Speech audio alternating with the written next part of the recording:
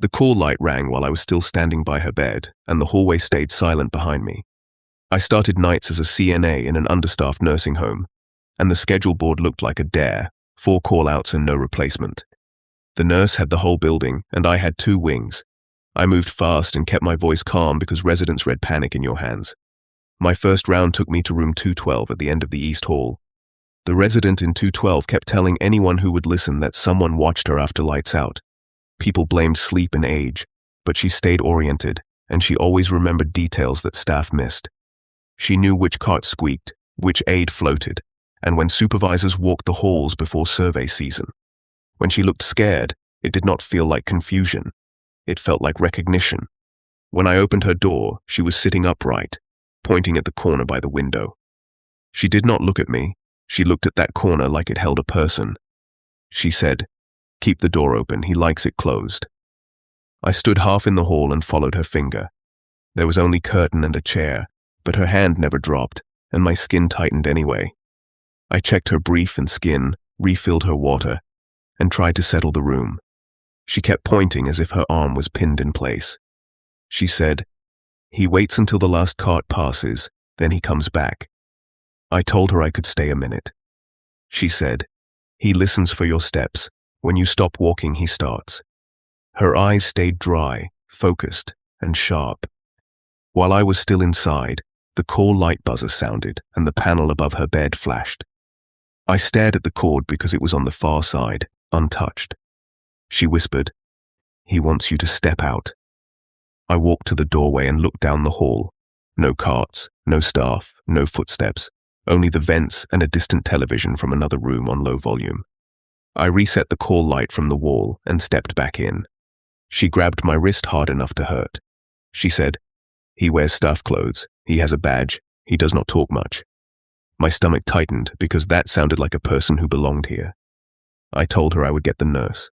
She said, "Do not leave me alone. He comes when you leave." The nurse was in the medroom counting controlled meds, pen tapping, jaw tight.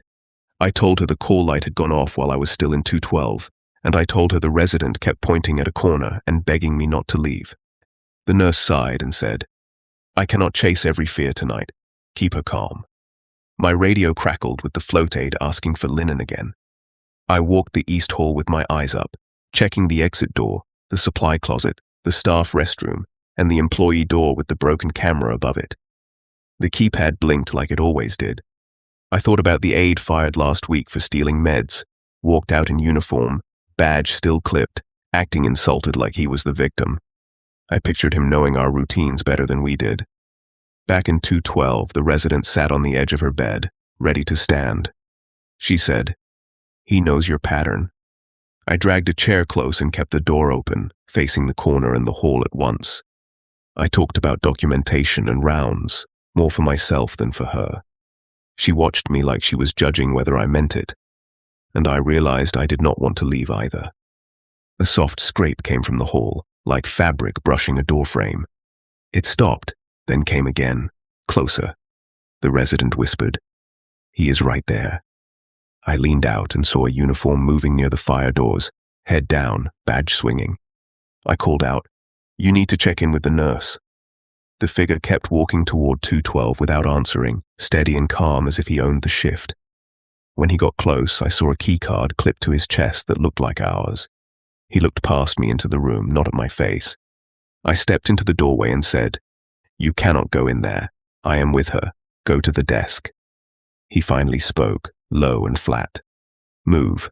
I have keys." His hand slid into his pocket, and the resident behind me began to shake and whimper. I hit my radio and said, "Need the nurse in 212.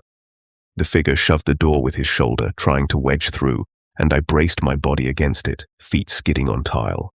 The resident cried out, "He is the one he took from you." Footsteps pounded down the hall. The nurse arrived and grabbed my arm, saying, "Lock the unit." The figure turned, walked fast to the employee door, swiped his keycard, and slipped out because the alarm had been bypassed for deliveries.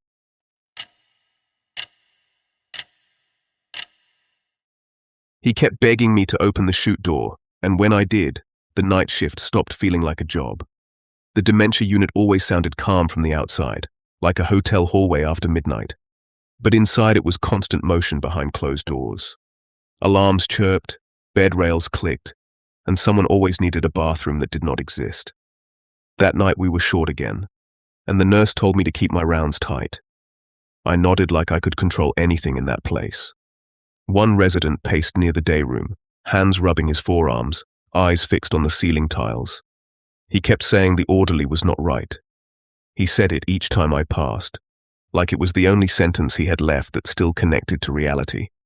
I told him the new orderly was probably just nervous. He grabbed my sleeve and said, "Check the chute." He put him in there. I tried to brush it off because I had learned how the unit could bend a moment into something else, and I had learned how staff got numb as a defense. Still, the resident would not let go. He kept staring down the hall like he was watching someone move. He said, "He is wearing his badge. He is not him." I told him I would take a look just to settle him. The laundry chute door sat in a small alcove by the service elevator, a beige metal panel with a handle that always felt slightly greasy. We were not supposed to open it, not without maintenance, but rules get flexible when you are exhausted. I walked over with the resident trailing behind me. He stayed a few feet back, like he did not want to be the closest one when it opened. I pulled the handle, and the hinge complained in a slow grind. A stale heat rose up, mixed with detergent and something sour. At first I saw only shadow and the curve of the chute.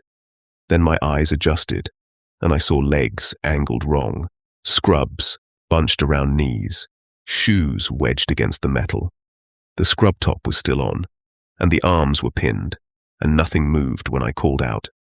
The resident made a sound like he had been holding it in for hours. Then he stepped away and pressed his palms to the wall. He said, "That is him, the real one." I tried to reach in, then I stopped, because the space was tight and the person was jammed headfirst. The skin I could see looked grey, and there was a pressure mark along the neck that made my stomach roll. I backed away and fumbled for my radio. My voice came out thin and cracked. I said, "Need the nurse at the laundry chute now." The resident started to shuffle back toward the day room, like his job was finished and he could finally rest. I watched him go and felt a hard rage rise in me because he had tried to warn us in the only way he could, and I had almost ignored it. Footsteps came from behind me, quick and confident, and I turned expecting the nurse. Instead, I saw the replacement orderly, walking with a clipboard tucked under his arm like he belonged. He stopped when he saw the chute door open. Then his eyes flicked to the inside and back to my face. He said, "You are not supposed to open that. Close it." His tone sounded like a policy memo, calm and final. I told him to step back and wait for the nurse. He smiled with his mouth only, then reached for the chute handle. I slapped his hand away and told him again. He leaned closer and said, "I am scheduled. You are a helper. Do your job." The badge on his chest caught the light, and I realized it was the regular night orderly's badge. The photo was small, and he had covered part of it with tape. The nurse arrived and froze. Then she stepped forward and looked into the chute. Her face went flat. Then she swallowed hard and reached for her phone. The replacement orderly shifted behind her, eyes on her hands. He said, "This is a misunderstanding. I found him like that." The nurse said, "Get away from the door." She raised her voice over her shoulder, telling me to lock the med cart and watch him, and she kept dialing without looking down. He did not run. He simply turned and walked toward the supply closet, like he had somewhere important to be. I followed at a distance, heart pounding, and I watched him slip into the closet with the smoothness of practice. I reached the door a second later and tried the handle. It was locked from inside. I heard a soft clink like plastic against plastic, and then I heard him moving boxes, digging for something hidden behind our inventory. I stepped back and yelled for the nurse, then I kicked the door hard enough to sting my foot through my shoe. The lock held. The nurse came fast, and the second CNA joined her, and the unit suddenly filled with voices. Inside the closet, he stopped making noise. The nurse said, "Open the door." Silence. Then a slow scrape, and the door opened a crack, and he stepped out holding a small bag tucked against his side, and his other hand held a pair of gloves. The nurse told him to place the bag on the floor, and he did, still calm. I saw pill bottles inside, pain meds from several residents, labels half-peeled, caps scuffed like they had been opened and closed all night. He looked at us like we were delaying him. He said, "Nobody checks counts on this wing. You all assume the residents forget." The nurse told him to sit against the wall, and when he moved, his sleeve rode up and showed fresh scratches, as if someone had fought him hard.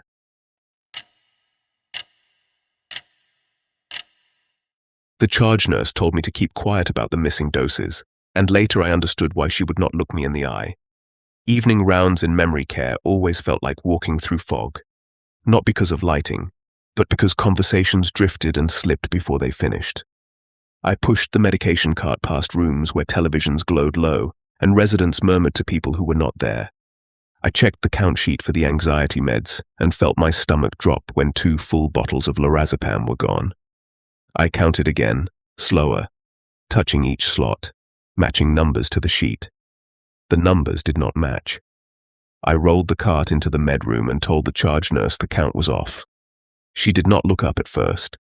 She kept writing, then sighed and said, "It is probably a miscount from day shift. Fix the sheet and move on." I said the bottles were not just short. They were missing. She finally looked at me and her expression was flat, like she had rehearsed it. She said, "You are new to this wing. Do not make a storm over paperwork." I felt heat rise in my face because it was not paperwork. I said we needed to report it. She leaned closer and lowered her voice. "If you want hours here, let it go." Her pen tapped the desk, steady and hard. I walked back to the cart and finished my pass, but every room felt heavier. One resident gripped my hand and asked why her pill looked smaller. I told her the pharmacy changed manufacturers, and I hated how easily the lie came. When I returned the cart, the count sheet had already been adjusted in a different pen. The charge nurse did not mention it again. Later that night, I went to the break room to refill my water. The door was half closed, and I heard the rustle of paper. I slowed down and looked through the gap. The director sat at the table with a brown envelope open in front of him. Cash lay in neat stacks, and he was counting it under the fluorescent light. On the table beside him sat a familiar amber bottle. He looked up and saw me through the crack. For a second, neither of us moved. Then he said, "Come in. Shut the door." His tone was almost friendly, like he was inviting me to a meeting. I stepped inside because I did not know what else to do. He closed the door behind me and turned the lock with a soft click that sounded final in the quiet room. I told him the medication count was off and that I had already spoken to the charge nurse. He nodded and tapped the envelope. "I am aware of the discrepancy," he said. He explained it as if it were a budget adjustment, talking about waste, about residents who did not need full doses, about how margins kept the facility open. He spoke like he was solving a problem no one else understood. I stared at the bottle on the table.